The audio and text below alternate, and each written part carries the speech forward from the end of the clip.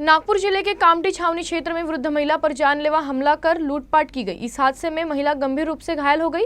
वहीं पुलिस ने 4 घंटे के भीतर लुटेरे को हिरासत में लिया है।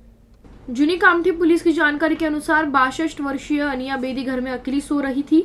तभी आधी रात को आरोपी अरविंद चंद्रभान कुमरे ने घर की सुरक्षा दीवार फांदकर घर का मुख्य दरवाजा खोल दिया और लोहे के इलेक्ट्रिक प्रेस से अनिया बेदी के सिर, कमर और पीठ पर हमला कर दिया। उन्हें घायल करने के बाद आरोपी उनका मोबाइल फोन और पैसे लेकर भाग गया। गंभीर रूप से घायल अवस्था में अनिया बेदी मदद मांगने के लिए घर से बाहर निकली। उनके सिर पर गंभीर चोट लगने के कारण काफी खून बह रहा था और कुछ नागरिकों ने उन्हें रात में इलाज के लिए एक निजी अस्पताल में भर्ती कराया। घटना की सूचना जूनी कामठी पुलिस स्टेशन को दी गई। पुलिस ने मौके पर जाकर घायलों से पूछताछ की और गुप्त सूचना के आधार पर महज 4 घंटे में आरोपी को गंगा जमुना नागपुर इलाके से गिरफ्तार कर लिया।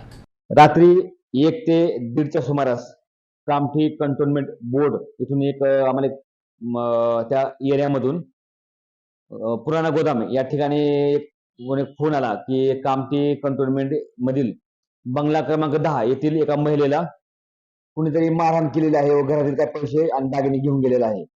अशी माहिती मिळाली की 20 ते 25 वर्षाचा एक मुलगा घरामध्ये घुसला आणि त्या महिलेला डोक्यात इस्त्रीने मारहाण केली व दागिने व काही पैसे घेऊन गेला आहे म्हणून आम्ही पथक स्थापन केलं आणि अवघ्या 4 घंट्यामध्ये त्याला ताब्यात घेतलं।